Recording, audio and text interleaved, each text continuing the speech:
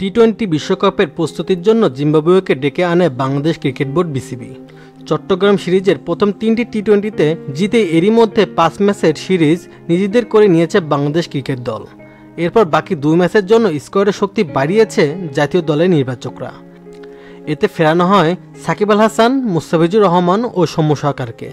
আর তাতে না খেলে বাদ পড়ছেন আফিফ হোসেন ও পারভেজ হোসেন ইমন। চলতি বছর জুনে ওয়েস্ট ইন্ডিজ এবং মার্কিন যুক্তরাষ্ট্রে বসবে টি-20 বিশ্বকাপের নবম আসর। তাই জিম্বাবুয়ের বিপক্ষে শেষ 2 ম্যাচে বেঞ্চে থাকা ক্রিকেটারদের বাজিয়ে দেখতে চাইবেন টিম ম্যানেজমেন্ট। শুক্রবার সিরিজের চতুর্থ টি-20তে মিরপুর শেরেবাংলা জাতীয় ক্রিকেট স্টেডিয়ামে সন্ধ্যা 6টায় জিম্বাবুয়ের মুখোমুখি হবে বাংলাদেশ। একাধিক পরিবর্তন আসতে পারে এই ম্যাচের একাদশে। অন্তত 2টি পরিবর্তন নিশ্চিত। সবকিছু ঠিক থাকলে একাদশে ফিরবেন সাকিব ও মুস্তাফিজ।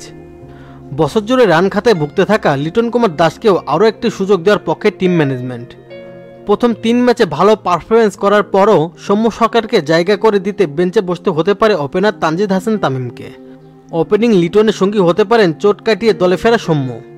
3-এ যথারীতি খেলবেন অধিনায়ক নাজমুল হোসেন শান্ত। সাম্প্রতিক সময়ে নিজের ছায়া হয়ে আছেন তিনি। তাই তো নেতৃত্বের পাশাপাশি ফর্মে ফিরতে ব্যাটিংয়ে বড় দায়িত্ব পালন করতে হবে বাহাতি এই ব্যাটারকে। 4-এ দেখা যাবে দীর্ঘদিন পর জাতীয় দলে ফেরা সাকিবকে। ফলে দুর্দান্ত ছন্দে থাকা তাহিদ হৃদয়কে নেমে যেতে হতে পারে 5-এ। বিশ্বকাপের আগে ডানহাতি ব্যাটারের ফর্ম আস্থা বাড়িয়েছে টিম ম্যানেজমেন্টের। 6-এ নিশ্চিতভাবে নিজের জায়গায় ধরে রেখেছেন অভিজ্ঞ মাহমুদুল্লাহ রিয়াদ। আর উইকেটের পিছনে থাকবেন জাকির আলী অনিক। আগে 3 ম্যাচের মতো একাদশে দেখা যেতে পারে 2 স্পিনারকে। সেক্ষেত্রে অলরাউন্ডার সাকিবের সঙ্গী হতে পারেন রিশাদ হোসেন।